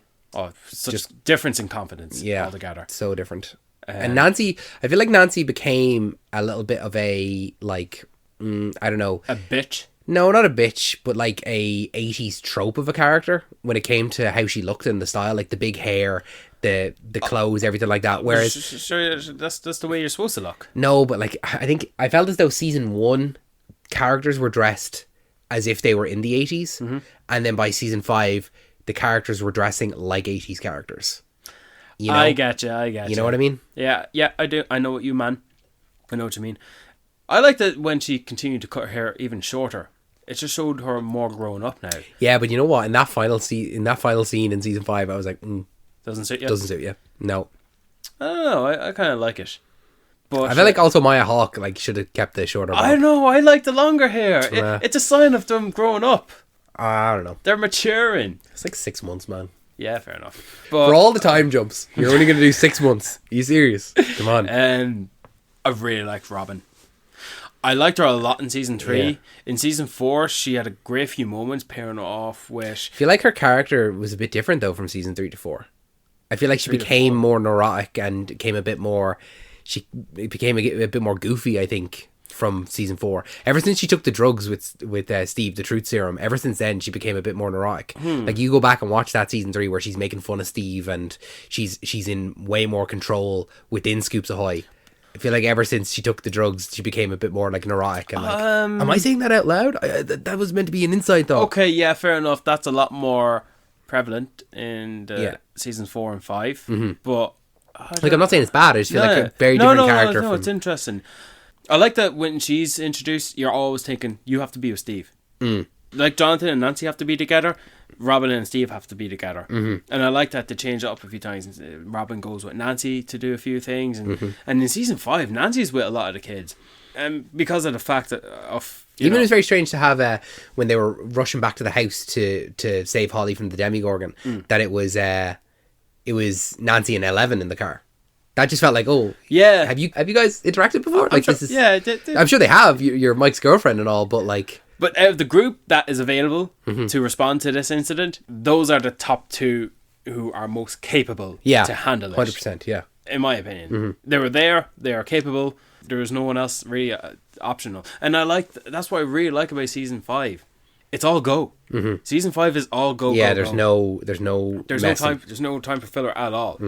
But in season 5, like, I suppose we were waiting for Robin to have her few moments with Will. Because that had to happen at some point, for the obvious reason that the two gay characters, are gonna talk. Well, yeah, like it was kind of necessary. It was necessary for Will, but it was also explorative for Robin. I like the little relationship she had with good Donegal girl. She's Donegal. Good Donegal. Vicky's from Donegal. Fair play to her. Yeah, fair play to her indeed. Fair play to her for being born there. Had no choice in the matter whatsoever, but fair play to her all the same. Why are you putting on an Irish I'm accent? not putting on an Irish accent, it's just my accent. Funnily enough, Brian, we're Irish. Really? I even like that in the end, as ensemble just kept on growing. Vicky was there, and she was like a secondary Robin. With the hyper anxiety and all that crack. But She was asking the proper questions. She was asking some good questions. Fair enough. Can they understand English? Yeah. And she was like, no. And then it's like, okay. And then when they get to the upside down, she's like, is this okay to breathe? And they're like, yeah, we're not sure. Yeah. Even seeing them two with Lucas, and it's like, those are characters you don't think are going to be together. That's why I like an ensemble cast, Yeah. is that we do get these mixtures together, yeah. you know, having them all together in Hawkins and not someone else somewhere completely different, that we can have these characters mix and match, you know? It's nice. Shame that we didn't see Vicky in the flash forward 6 months later. Maybe she and Robin broke up. Yeah, I kind of got that impression. Same with Dustin and Susie. It looks like they broke up because Dustin went down a dark path. Possibly, yeah. Susie seems as though she was a bit innocent, maybe for this one. But, yeah, moving on. When it comes to the primary group, what did you make of... Who do you want to talk about next? Hopper, Joyce? Both in the same? Hopper and Joyce, yeah, I kind of consider together. I really liked Hopper in seasons 1 to 3. I think when it became season 4... Oh no, do you know where happened actually? It was towards the end of season 3 when he started like shooting up Russians. And it just became like, oh, this feels very, very strange. This isn't the small town cop that with the beer belly. Yeah. That you know, is eating donuts, smoking cigarettes after he brushes his teeth in the bathroom. It's just not that character. Yeah. And I know he had a military background, and I know they explored that, but when it became that, like, yeah, Hopper was just killing people left, right, and centre, that I was just like, oh, this just feels like it's gone too big. What are you talking about in season 3, or are you making from season 3 onwards? Okay, look, I think it's so fucking awesome that they made the stereotypical overweight, donut eating, straightforward thinking, non-believer of the supernatural cop, small town sheriff. They made him a fucking action hero. Think about that for a second. Think about the characters who are akin to Chief Wiggum, but in live action. Yeah. I understand. Yeah, I know where you're coming from. They made him into an action hero.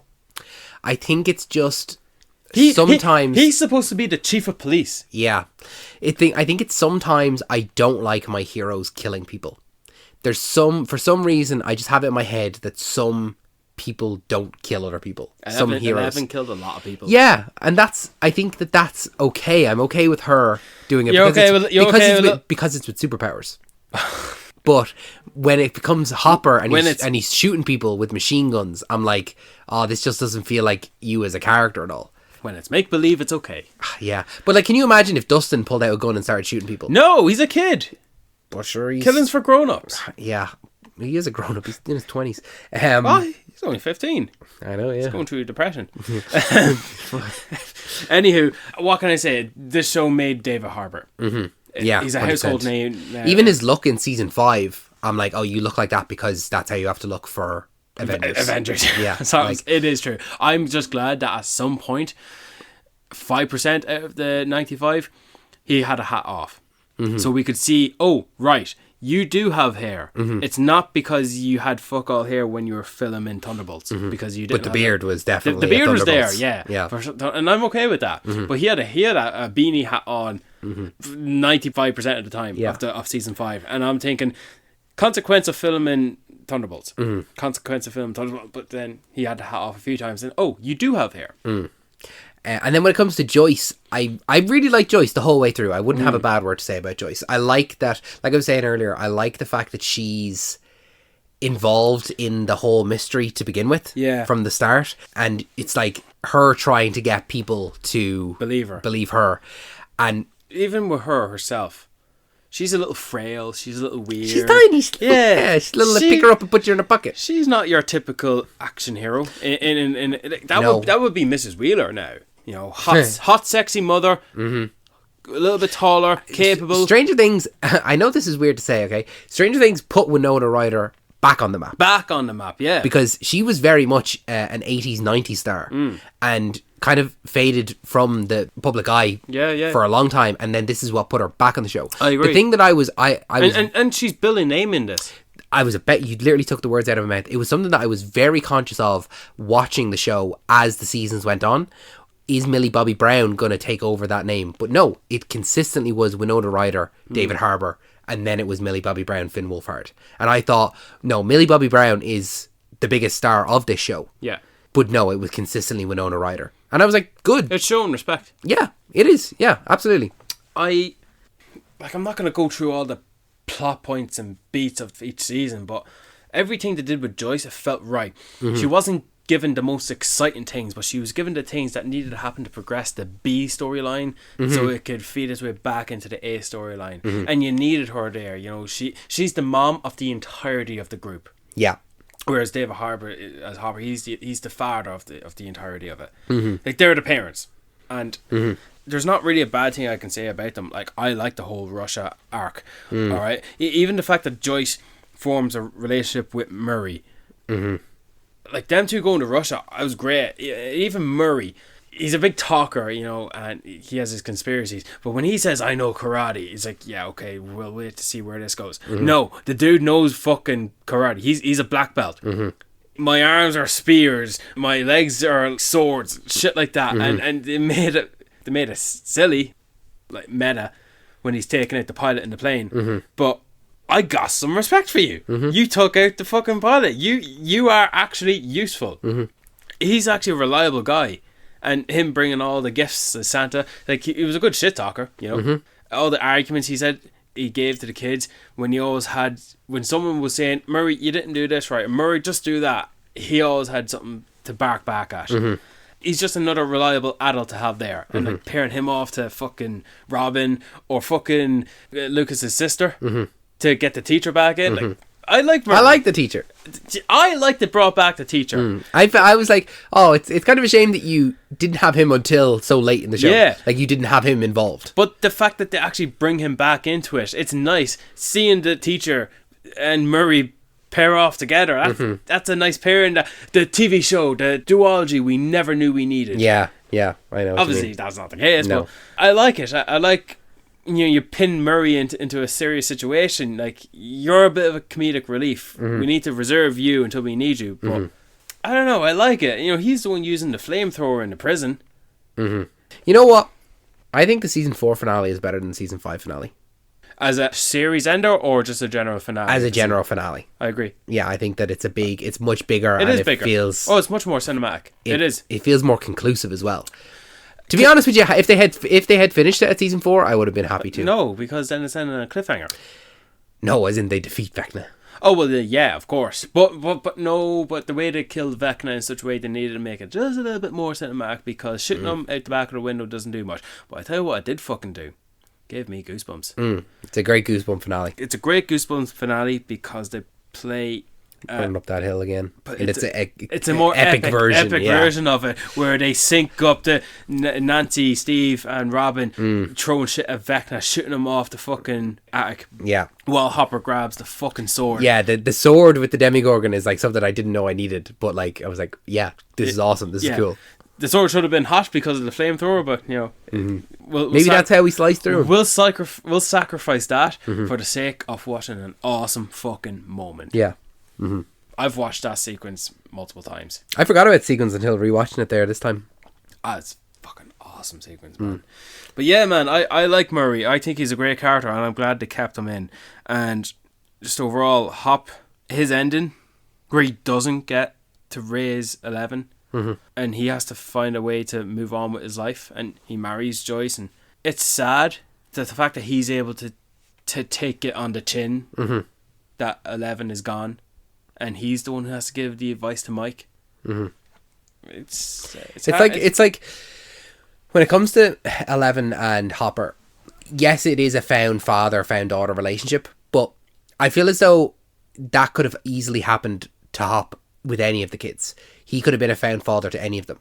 he can just slot into that role, and he does give the advice to Mike. But also, like, don't forget as well when he proposes to Joyce, and he like says about, let's move somewhere else. Yeah. One of the key factors that he does reference is the fact that they will be closer to the kids when they're off in college. Yeah. You know, it's like he's stepping into this role, and it's not just to be Joyce's husband; it's to be Joyce's husband and also a stepfather to his kids. He wants to be part of their lives. So I think that the thing that Hopper wants most of all is to be a dad.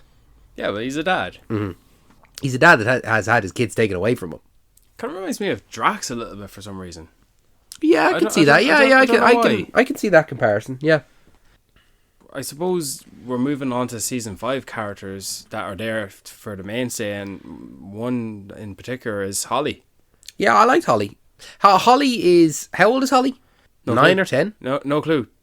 10, 11? 12? She's as old as the kids were supposed to be in the first season, Yeah.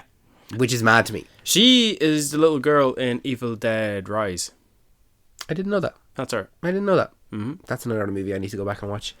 I thought she was good. I liked her. Obviously, they recast the character because... Yeah, completely different actress. Oh, yeah, very much different actress. But I'm glad that they introduced a character to give so much screen time to be such a core central focus of the plot. And she's actually really likable. Yeah, I agree. I really like her. That opening sequence, I wanted to bring this up.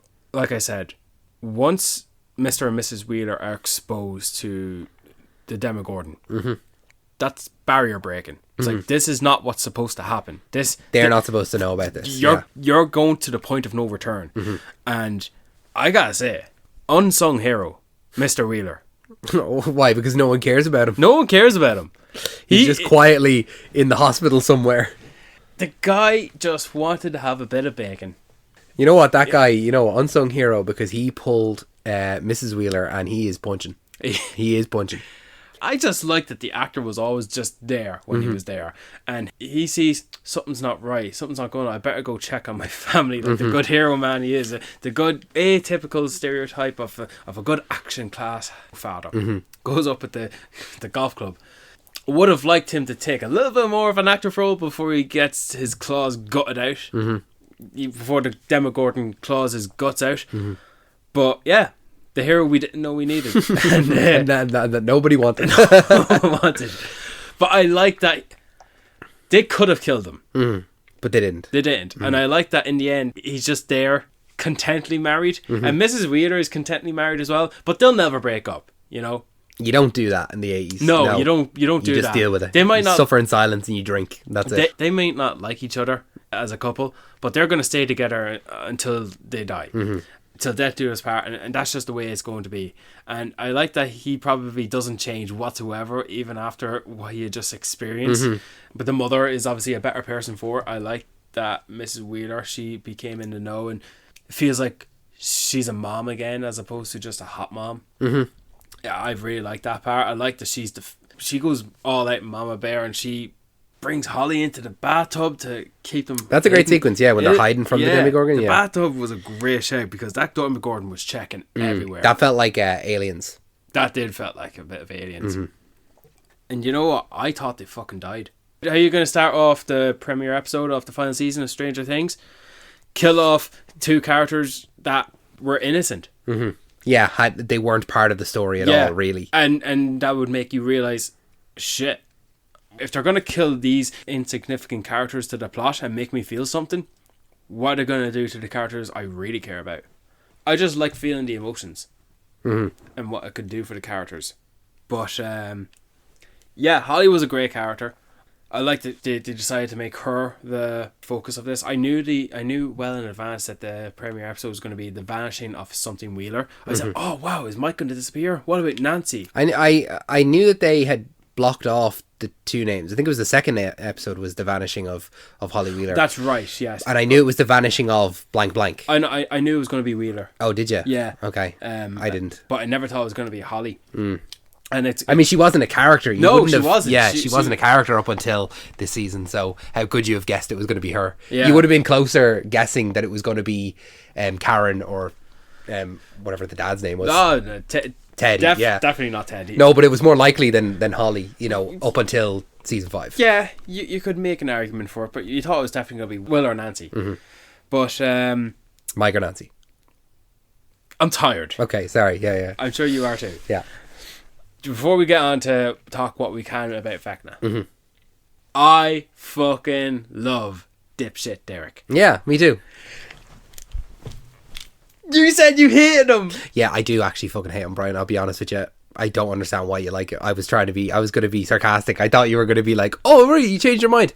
What? Dipshit Derek's a dipshit. He's fucking awful. He's fucking delightful, Derek. He's awful. He's even when he's delightful, Derek, he's a fucking dipshit. I hate it. I hate him as like, suck on my chode, suck on my fat one, suck on my fat one. I'm like, shut the fuck up. Oh my god, if I wanted a Demogorgon to eat a child any more than I wanted him to eat Derek, oh my god, I hated everything about him. To give a character such an iconic catchphrase. No, it's not an iconic catchphrase, Brian. He's a fucking dipshit. Fucking hell. I am telling you, man, when he saves Holly after she saved him and he pulls her through, he does the one fucking thing I would have left him. We all wanted him to do. Suck my fat one, and he gives him the fucking finger. Oh, it was so annoying. I hated him. You're being serious. I genuinely, really disliked him. When he becomes real nice and delightful. No, do you know what the problem is when he becomes delightful, Derek? What? Okay, is that he's there and he's putting on an act. Okay, and what bothers me so much is that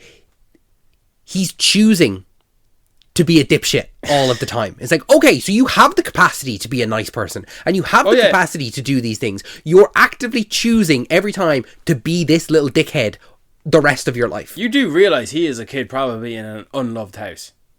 Where's the proof of that? You are just putting that on him for no reason whatsoever. When something works, you defend it. No, it doesn't work. I think it does. There's absolutely no reason. All of them sat down. They're all having dinner. When they're eating that pie that Erica made, they're all sitting down as a family, and he's just a little dipshit for no reason whatsoever. He's a dickhead. I don't like him. Once he became aware of the situation, and he became, okay, you're in the club. He's a little fat kid in the corner eating the chips. What's going on, guys? And he's like, he's a kidnapped. He's a victim. And he's like, I'm just eating my tucker. What's going on? I hate him so much. That kid has a weight problem. Yeah, I'm sure the actor does, and I feel bad for him. I feel, yeah. But you know what? But the character. But you know, do you know what? He embraces it. I think. Yeah, sure. Listen, come here. I'm sure the actor is absolutely fine. I've no problems with the actor. The character, I hate. You really? I would have thrown him to the devil. There was nothing. I genuinely would have. You really would have felt good if he actually died. Yeah, I really disliked him. That if he had died, I would have been like, yeah, cool. It's a fucking kids show. It's not a kids show. Stranger Things is not a kids show. Yes, it's a show that features kids, but it's not a kids show. All right, next thing you're going to tell me Die Hard is not a Christmas movie. Die Hard is a Christmas movie. But Stranger Things is not a kids show. It's a show that features kids. Do you know what I really like? I like that dipshit Derek, delightful Derek, is part of Holly's group for the next generation. Oh no, I hate that. I like it. No, because he's gonna be like the guy who is part of the group that when they all turn 18 and they all go to separate colleges, none of them will talk to dipshit Derek anymore. Because like, why were you ever friends with that guy? Like, why? Like, he was nothing but negative. He did not provide anything good to that group. He was literally delightful towards the end. I don't want to. No, move on. Next. Next. Do not bring up Derek again. Ever to me. Ever. Ever? I would rather rewatch Halo than talk about dipshit Derek. Okay. Next. Okay. I'm getting tired. We can talk about the secondary villain of the Stranger Things. Because the main villain was Derek. Vecna. Let's talk about Vecna and the Mind Flayer, I suppose, because they're the villains of the piece. The Mind Flayer is near inconsequential to me. Well, it's interesting because I don't know if you know this. There's a Stranger Things play. And in the Stranger Things play, and it's canonical to the show, apparently. Okay. The Mind Flayer is the main bad guy. It's not Vecna. Vecna is what they say is he's Vecna, the 5-star general. Vecna? Well, yeah, I suppose you're right, because they did originally say that in And season 4. that's the case. They say that in season 5. Is the Mind Flayer is the one that is controlling Vecna. And I don't know about you, I never got that. I never felt like the Mind Flayer was the big bad of it all, you know? Technically he is, but Vecna is... But, like... Vecna is the humanoid villain that we see. The Mind Flayer is just a creature. Yeah. They just make the creature the invisible force. Mm-hmm. Even though it does turn into the monster it is at the very end. And I thought, really? A giant spider? Yeah. Haven't we done this already? I mean, it's what it is. It has to be this big battle. Like, we have to have the grand finale of it all. But a giant spider? Yeah, it's kind of like the whole, like, you know... What is it? The whole superhero thing of, like, a sky beam. You know, like, you have to have the big CGI the General monster, Zod and then the... Big CGI monster. Yeah, like the big CGI monster that's inconsequential, really. But a giant spider. Yeah. I thought that Vecna, Henry, came across the Mind Flayer and used the Mind Flayer as a force. He used it as a tool. It's the other way around. Yes. Yeah. And they made that into a bit of a reveal that, no, you're just another victim. Mm-hmm. That Vecna, Henry, whatever you want to call him, he's just another Billy. Mm-hmm. He is what he did to Billy. Mm-hmm. No, the Mind Flayer did that to Billy. Vecna had nothing to do with Billy at all. Oh, well, same. But yeah, he's a victim of it. Same difference in the very end. Vecna went to that dimension and the Mind Flayer took the form of the spider from Vecna's mind. Yeah. See, man, you're picking up this shot that... But that's only because I watched all 5 seasons in a row.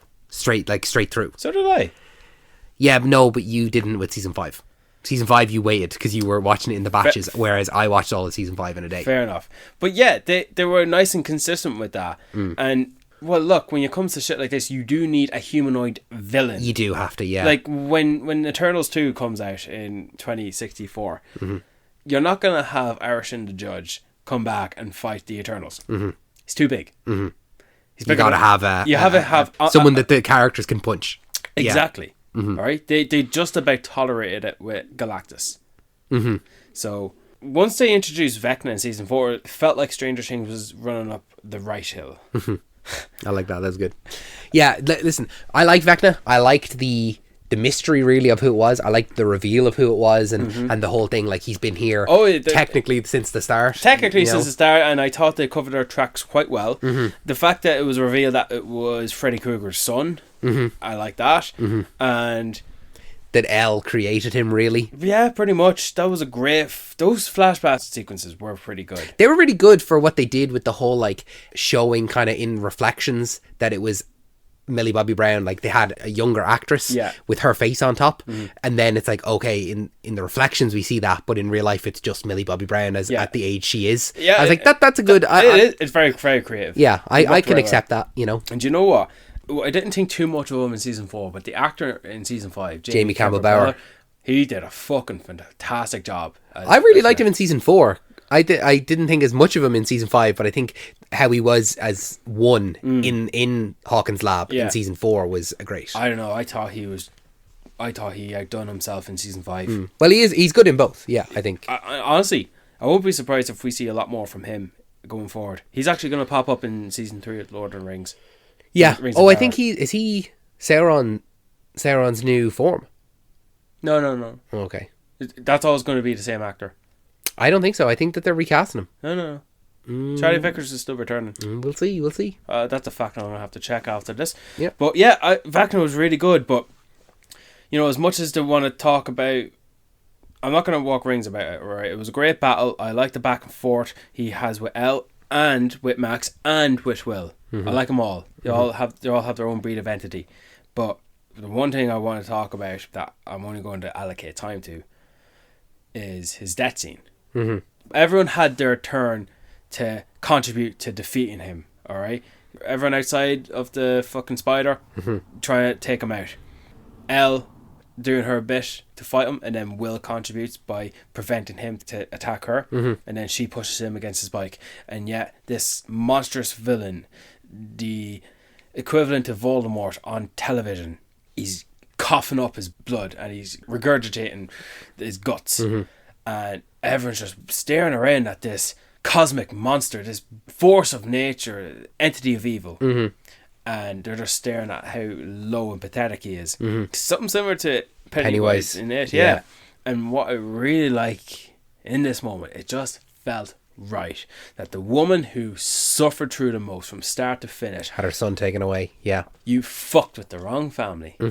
And she doesn't kill him in the cosmic psychic way No. that we've been dealing with for years and years No and years. superpowers. No. Not a bit. That's the thing about... She brought the fucking axe with her. Yeah. And you know what else I really like? It's not clean. It's a blunt fucking axe. Yeah. And she fucking lumps away at his fucking head. Imagine that happening to you. That's fucking painful. And every time she struck a blow in decapitating him, every slice away was payback and avenging all the poor people who died along the way. And it's not a big list of people who died. No, but it's significant to Significant. her. Yeah. They give time. They flash back to to Bob. They didn't flash back to Billy because no one was there to remember Billy, unfortunately. But to Eddie, oh man, and then to everyone else who was hurt in the end. That's the thing in the books, in the Harry Potter books, that Voldemort is defeated, and when he dies, his body just falls to the ground, and it's a very mortal death for the greatest wizard ever. Yeah. It's not something that happens in the movie. In the movie, he disintegrates and he nothing. floats away. And I didn't like that about the movie, the Harry Potter movie. I liked that when he's killed, he's just a man at the end of the day. And that's what I like about Stranger Things, is that the way they defeat Vecna is he's not this superpowered creature, or he is a superpowered creature, but he's killed by a mom with an axe. Like, it is not a mundane death, but it's like a very down to earth kind of thing. It's no supernatural element to it. It's very much a... He could be very much a human, and she's just lumped away at him. But that's something I didn't really notice here. You're defeating the villain of Stranger Things. How are you going to do it? It's a one-shot job, and you can't fuck it up. And I didn't even think about it. Like, yeah, that's a good way to defeat the villain. And just taking your time, taking that extra minute to cut away at him, and it's just not something you think of. No. So I was satisfied with that. They are teasing some sort of a spin-off with that rock, the little stone that he picked up as a kid. Don't know what the Oh yeah, with like the origins of the powers and stuff like that. I personally don't really give that much of a fuck. But there's another season. There's an animated series that's coming out. Yeah. An animated show that's coming out between seasons 2 and 3. Yeah. This summer. I'll probably check it out, but like I'm not gonna be mad to. I'll check it out. I just wanted to run through quickly. Samwise Gamgee was in season 2. Yeah. I liked his character. Bob. Yeah. I liked him. He was a good fun character, but no badness in him. He's harmless. No, but he's a victim of that because he dies. Billy, we talked briefly about, and I would have liked to have seen more of him in the show. But too many hot older teenager alpha males. Yeah, it's too much. Right, we can only handle one Steve, and it's already bad enough that Jonathan there. All right, and you're filling a fucking collection when you bring Eddie in there. Speaking of, I remember you talking about Eddie when he died. Your heart was broken. Yeah, it was, and you know what? Rewatching it, not as broken. No. I kind of did agree with Steve, where it was like, yeah, he kind of died for nothing. Oh yeah, he did. Yeah, he died for nothing, and I don't think I liked him as much this time. I don't know if it was my fatigue with Eddie or my fatigue with Stranger Things. I think it's the latter. Yeah, but I wasn't as heartbroken this time. So I think initially, yeah, I was heartbroken. But you were. I remember you told me. But not this time around. Okay. I've matured. Yeah. I've aged. Well, I suppose in Stranger Things times, it's been 4 years, so I've aged 2 weeks. So, I think me and you are going to agree on this one thing. I'll fight you now. Whatever you say, I don't care what it is. I'll fight you. Go ahead. A neat idea, maybe, to bring back Callie. Didn't give a fuck that she died. No, I thought it was a terrible idea to bring her back, and I love that she died. No, you had to think of that one. I had to figure out do the mental gymnastics there. When she was brought back, I was like, all right, okay, yeah. You're not leaving that door. You're not leaving that spin-off open yet, because I'm not going to watch it anyway. And if she died, I mean, she just was kind of ancillary. She was only just there to nearly wrap up that whole storyline. Well, like the fact that she exists, the fact that she's a character that exists out there. Yeah, exactly. Because I mean, like, no, if they never brought her back, it wouldn't have bothered me at all. true. Yeah, no, I agree. That just seems like why they brought her back. I mean, like, realistically, what's the reason they brought her back was they wanted to restart the numbers program and give the kids powers. And we did see that woman that was pregnant, and they were obviously putting Callie's blood in her. So, I mean, Elle killed herself because she didn't want anyone else to have that. But I suppose that pregnant woman does have a kid in it that may have superpowers. So, I mean, it was kind of pointless that she would do that, because if that kid does have superpowers, guess what? They'll just use that kid to make more kids, which means Elle's sacrifice was kind of pointless. But Sequel series. Yeah, I mean, it's just one of those things that, like, they opened up that they tried to close the thread with Callie. Yeah. And in actual fact, they just opened the thread more because they brought in that character. Like, what happened to that pregnant woman? We don't know. So if she has a kid with powers, it doesn't matter. They restart the We're program. spending more time with the people we like. We don't care about nameless folks. I mean, no, it's just an open thread, a plot hole that they've left open that causes the plot hole within the main Stranger character. Things ended beautifully. There was no plot holes. There was nothing left. Okay. Were you going to say shut up? But No, I wouldn't say shut up. I'd say I just, you know, it sounded like it's okay for you to like things while acknowledging that yes, there are problems with it. You know that? Oh, there are problems with it, but Yeah. I think the fact alone that we're opposite ends here, I'm just going to milk out the argument a little bit more. Stranger Things has been around for a long time, right? You have to acknowledge the popularity of it. I thought you were going to say you have to acknowledge that it's been around a long time, and it's like, it's been too long. No, listen, I have to acknowledge the fact that I am in the minority. That Stranger Things is one of, if not the most popular thing on the planet. Not necessarily, actually. I think a lot of people are actually bitching about the finale. Well, I'm bitching about the show. Not bitching about the show. I'm not as hot on the show as everyone is. People are bitching about the finale, but I mean, I think What is there to bitch about the finale? I think it ended beautifully. I think that People just, when it comes to TV show endings, Yeah. people build it up in their head, and no matter what you give them, people aren't going to be satisfied. Like, name a TV show that ends and everyone is happy about it. Breaking Bad. No? I shake my head at that because I actually don't like the ending of Breaking Bad. I don't like the last episode of Breaking Bad. I really like all of Breaking Bad except for the last episode. I initially, back in the day, I thought Ozymandias is the best episode. Mm-hmm. And then the episode after that, I didn't used to like, but now I like that episode. I just don't like the finale. I don't like where the characters are. I don't feel as though the characters are the same. That's an episode for another day. Yeah. But It's just a problem with finales these days. okay, but I mean, the finale was 2 hours long. No, I'm defending the finale. And I'm going to echo your defense. Okay, good. The first hour was the battle, and the latter hour was wrapping all the stories. Mm-hmm. I like my finales treating their final, in this case, hour. Bit of fanfare. Mm-hmm. And as a epilogue. Mm-hmm. I like taking time to just spend it with these characters. Mm-hmm. And it doesn't need to be plot driven. It can just be character driven to close off. That ending scene in the rooftop with Steve and Robin and Nancy and Jonathan, I like that they have their moment for themselves to have. You know, I really like that moment. And Steve's crying. And, oh, it's beautiful. Mm-hmm. Joyce and Hopper, they have their moment. There was a little moment for everyone else who was there. For, you know, with Erica, who, by the way, everyone likes. I don't like her attitude a lot of the time. She can be really mean. Yeah, she can be. She can be. Yep. What do you think? I agree. Okay, yeah, good. Brian, it's midnight now. I'm ready to wrap it up. Don't be bringing up more characters, please. At this point now, I'm just ready to agree with you. Yeah, it's brilliant. Yeah. It's great, yeah. Fantastic. Stranger Things, unbelievable. Yeah, best show of the year. The graduation was a great scene. Yeah. But the D&D ending, yeah, we said already. 2 hours ago. 2 hours ago, it was a beautiful moment to end it all. And I know you might take issue that the length of this episode recording is the length of the finale. The finale, episode. it actually is. Yeah, we're getting close, if not, yeah. But I thought it was fucking awesome that they played David Bowie's Heroes. Yeah, that was credits. Kind of through the whole show. They played it a few times by different artists and stuff like that. Yeah. And I actually really like the Peter Gabriel version that they play in season 1. The softer version. Yeah. No, The softer version that becomes a bit more epic. But yeah, no, David Bowie feels 80s. And the man himself. And do you know what I really liked?